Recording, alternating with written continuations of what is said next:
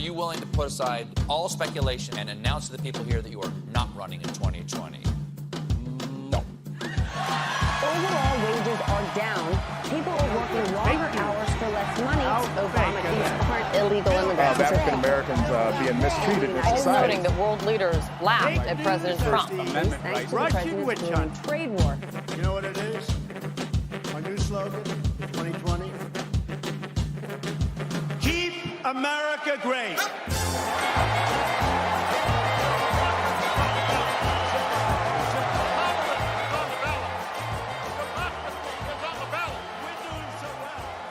Thanks for joining us for another episode of 2020 Vision. This week, we're talking social media responsibility, election advertising, and the media's relationship with President Trump in the lead up to the 2020 US presidential election. Before we meet this week's guest, let's kick things off with a listen to some of the reckoning upon social media companies and their leadership as countries like the United States begin to question their utility and role in politics and public safety. As Facebook has grown, people everywhere have gotten a powerful new tool for staying connected to the people they love. But it's clear now that we didn't do enough to prevent these tools from being used for harm as well.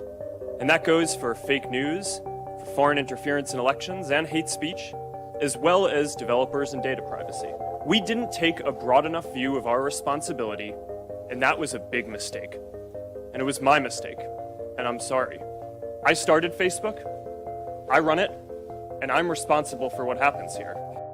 After 4 days in New Zealand and Australia, after being really in the part of the world that has been at the center of thinking about what happened in Christchurch, about thinking what it means for technology, after in fact being frustrated by the reaction of some in the technology sector, don't lose sight. Don't lose that sense of frustration, because it needs to be channeled and it needs to be voiced and it needs to be pursued in a way that will make this the inflection point I believe it needs to be. When we actually say, wait a second, we're going to do better. We're not going to let the 20th century repeat itself. We're not going to sit idly by and let Christchurch be repeated either. We're actually going to come together and make something happen.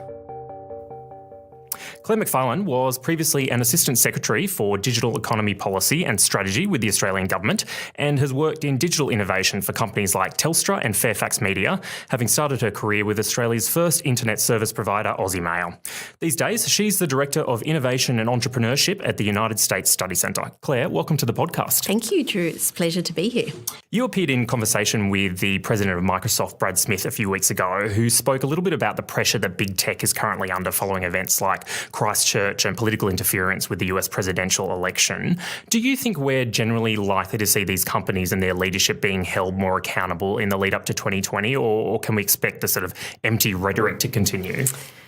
Well, this is a really interesting question, because I think that it's perhaps not empty rhetoric. I think perhaps it is a challenge of a lack of understanding within the governing bodies of both the US and Australia. I just think that there is an understanding that more needs to be done. Yep. But I think there is a lack of understanding of how these companies actually work. And that was one of the things that was really clear when Zuckerberg was in front of Congress, yes, that there were, just for the nature of the questions that were asked, there was just a total lack of understanding about how new media works, how social media works. And so I think that to a certain extent, it's going to be perhaps these companies working together with government to outline where the boundaries and framework should be in relation to how their businesses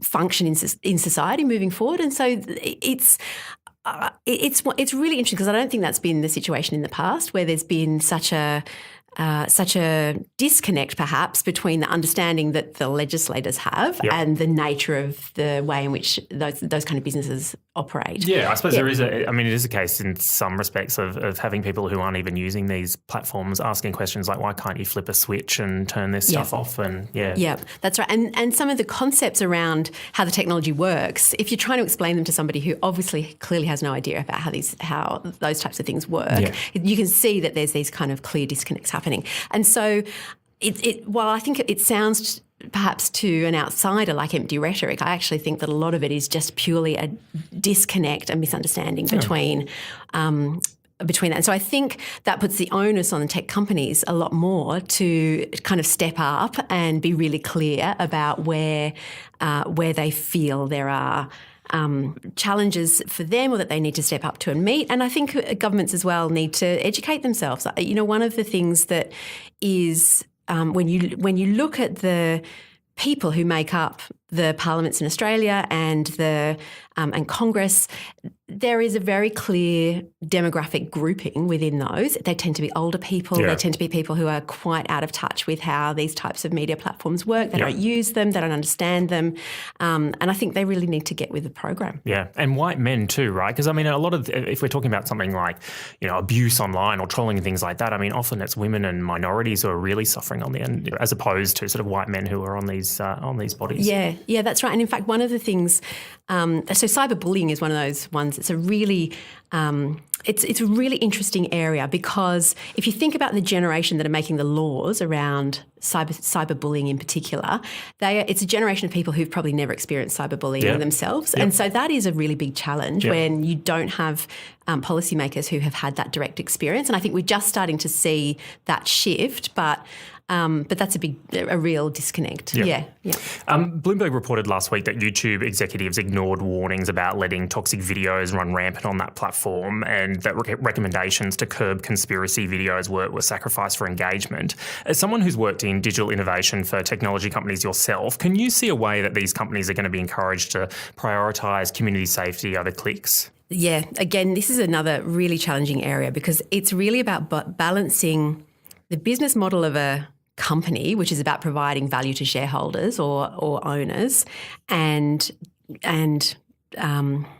the needs of the community. So there's a tension there between those two things. And I think in the absence of clear rules of the road or legislation or whatever it is that you want to call it, then it's a very tricky situation for those types of companies, because it means that their focus will be much more on how do they optimise what they're doing to deliver value for shareholders, not taking into account what they should be doing and the costs associated with that for their businesses. And so I think that, you know, this is an area where personally where I flip-flop, because I can see the arguments around the fact that legislation and regulation stymies innovation. There's a clear argument around that. But by the same token, there are community needs and a rules-based order in which most companies operate in that doesn't seem to be applying equally in this way. And so there is this tension between those two things. And so I think encouraging companies to prioritise community means that companies will want to do the right thing, but in the absence of regulation, it becomes we want to do the right thing, but our competitors aren't, and therefore what are we doing? So it becomes almost like a race to the bottom. And so, you know, this is where I think that regulation have a really clear role to play in relation to this, because they set some kind of framework and boundaries for companies to be able to exist in. You know, and that's not just in technology, that's broadly across the board. Donald Trump's 2020 campaign has already spent millions on Facebook and Google ads more than a year out from the election. His campaign's being led by Brad Pascal, an American digital consultant. Do you think this is the reality for elections now, that campaigns are lost or won based on social media engagement and things like fundraising off of social media posts? Yeah, and this is an area that is probably an emerging area, and it's been really interesting to see the way in which people who've perhaps run digital parts of campaigns in the past are now taking on bigger roles. And I think part of that is that those technologies are playing a bigger part in the way in which we are engaging politically, but part of it, I think, is just a generational thing. So those that kind of first worked on the digital campaigns in their youth, they're now experienced enough. There's enough of them in that, you know, we're talking back to 2006, 2008. They're now kind of mid-career. They've brought all of that experience with them, and so I think the fact that they're taking bigger roles in campaign in campaign management and bringing the expertise to bear is part of it is just a generational thing. It's like the internet is growing up. I think it was 30 years old this year. And so it's like the internet's growing up. It's become much more part of our mainstream life. The extent to which people are engaging with social media is significantly higher. The use of mobile technology in particular, people having their phones with them wherever they go, is changing the way in which politics works generally. And so I think part of it is really around that. And so I think that the fundraising that's coming off the back of that and the social media engagement that comes off the back of that is just it's just a normal evolution. And one of the things that is really interesting around that is the extent to which different platforms play a part in that. And so, in Australia, the penetration of Facebook usage into the population is really high.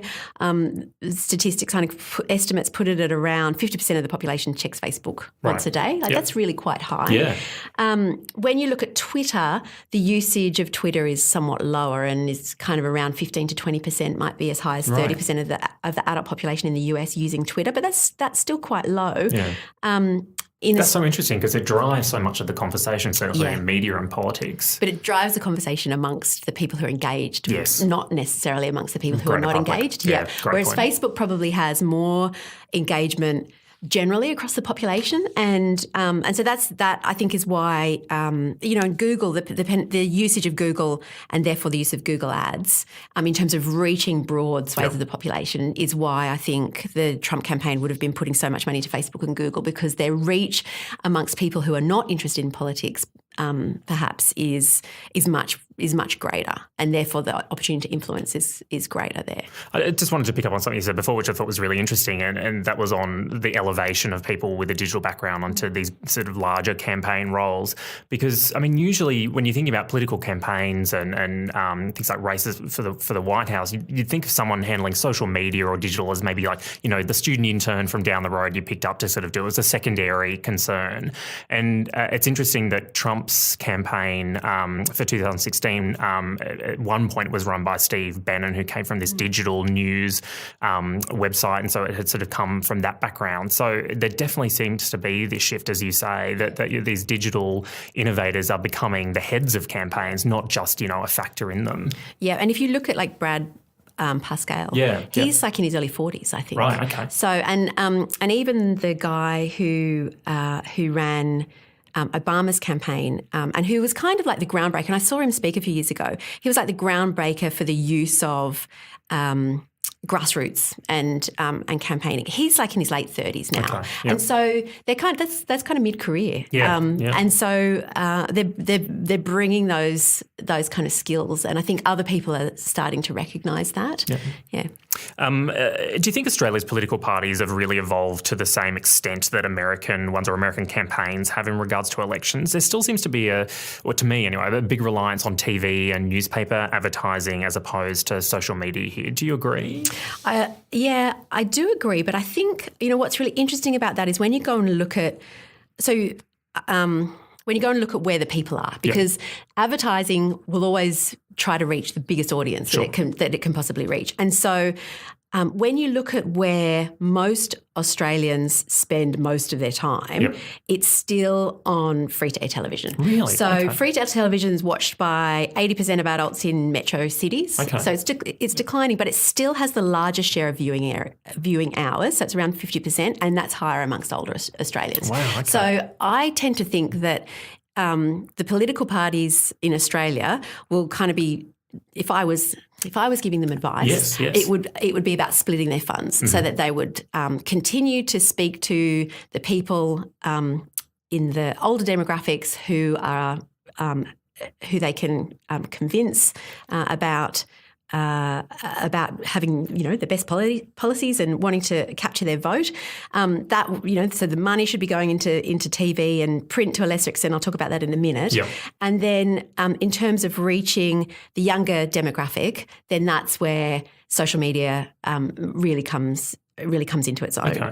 And so really interestingly, in 2000, so if we kind of look at how that shift is starting to happen, because it sounds high, but there is a shift starting to happen. So particularly around print media. So in 2013, print media had about a 30% share, TV had a 30% share and online had a 30% share. This is of advertising expenditure. So this is where the ad dollars are going. Yep. And in 2017, that had significantly shifted. Print media had dropped to less than half of that and was 12% of the share. TV had 24% share and then online had a 51% share. So online is essentially taking dollars a little bit from TV, but largely from print media. Okay. And so that's where the advertisers are placing their money, because that's where they feel that they'll either be able to reach more people or that they can measure more effectively how they're reaching people. And in 2018, so last year, the proportion of Australians who were accessing online news surpassed traditional offline news for the first time. So that was like last year was a bit of a milestone around that. So I think in this election campaign, we'll see a lot more of that share of advertising, political advertising, going into online. I think this will be a bit of a tipping point around that. But I think that that a lot of that will go into online news, because that is where a lot of the audience is, and the rest of the audience is really fractured, reaching into some of those other platforms. Yeah.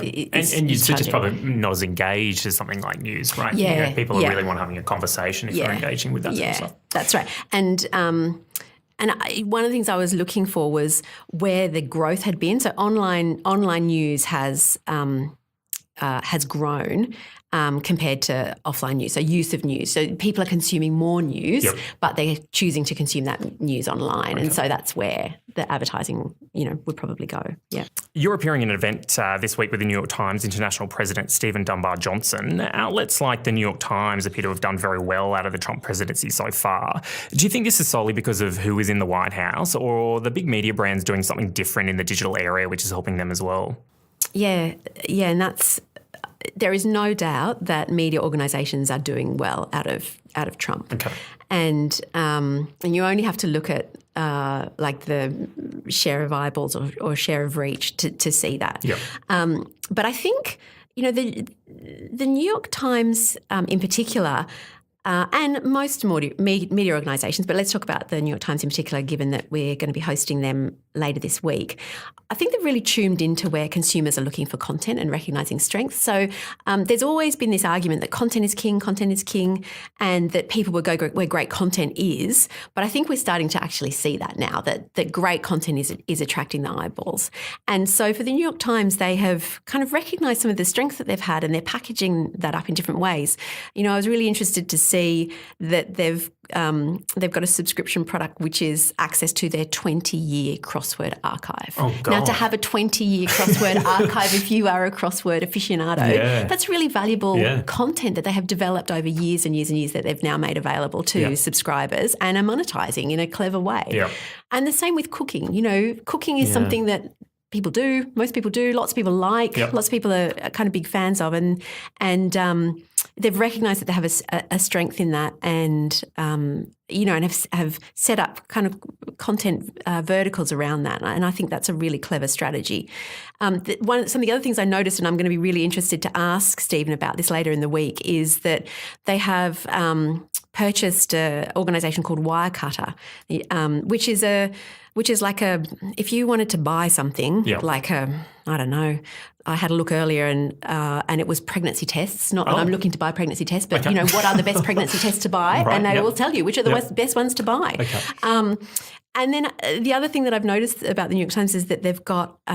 Is this like a choice? Yeah, type like thing? choice. Okay, Yeah. So right. I think it's a choice kind of model, which is, and if you think about it, right? So we are all confronted with this plethora of choices, which can be paralysing. And so, consumer behaviour studies tell us that what people really want is to choose probably between three things. Yeah. And so to have a service from a brand that you trust, like the New York Times, that says the three best headphones you can buy or whatever it is, as rated by experts who you trust, or whether it's a community of people who've rated that, I would use that to make purchasing decisions. And I think that a lot of people do use those types of services to make purchasing decisions. And that's really smart, because once you've built up brand, so you've got the brand of the New York Times, which lends credibility to that. And then you have people who are looking for solutions to consumption problems that they have, which is a very first world problem to have. Then it brings an audience in, who may not be a New York Times audience, but an audience who are buying pregnancy tests or dishwashing detergent. And then if they can be transferred through a network effect into reading articles for the New York Times, then that's how you build and grow an audience. And so these are really smart strategies for media organisations to use. Another one that I saw, which I thought was just gold, was lesson plans for educators.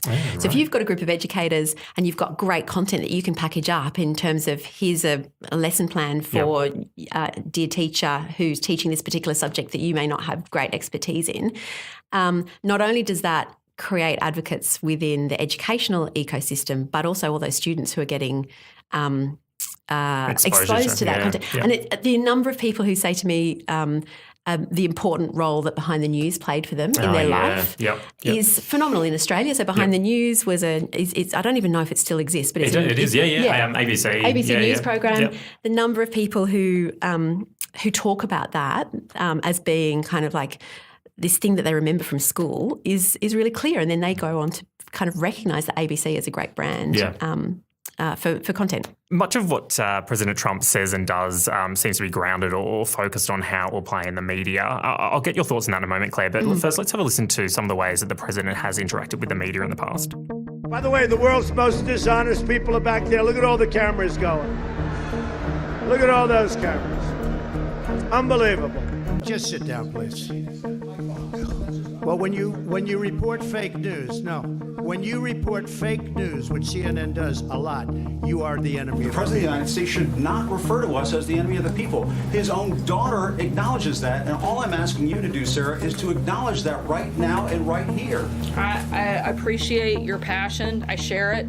I've addressed this question. I've addressed my personal feelings. I'm here to speak on behalf of the President. He's made his comments clear. If you look at the fake news bomb, so-called mainstream media right now, they're calling it a huge political bombshell on the cover of the New York Times. He said, he says it's fake news, so let's move on. I want you all to know that we are fighting the fake news. It's fake, phony, fake.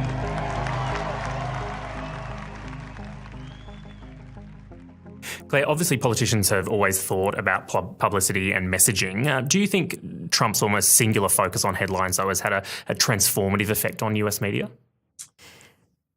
I think time will tell on this one. And I think, when you think about the role of the media, it's to report on the news of the day. And so I think what Trump has been doing is using the media as a tool in his kind of arsenal of domination. And so I'm not so sure it will have a transformative effect on the media, because I think that when he's gone, that the media will go back to focusing on the news of the day. And so, but I'm unsure about this, because I think that the surprising and different way in which Trump has focused on headlines has had an effect that may be long term, but I'm not sure what the effect will be at this point. I think definitely an interest in terms. Definitely, there's this kind of shift in the news cycle, in that it's faster than it ever has been before. But to me, it seems that can only happen to a certain point. You can't end up with a news cycle that gets ever increasingly faster, because fatigue will just set in. And so I think at some point fatigue will set in, and that the organisations that will benefit out of that will be the organisations that have a credible name, credible journalists, deep expertise will be the ones that come out of that looking well and being able to deal with whoever the president is that follows Trump. So I think it's a bit early to tell. It would make a fascinating study. Obviously, social media and Twitter is a platform that the president has utilised, unlike any other US leader. Do you expect that's something that will continue for future presidents? Has he forced political leaders now to change the way that they communicate? So I think to a certain extent this will change the way in which political leaders communicate because people will expect that change.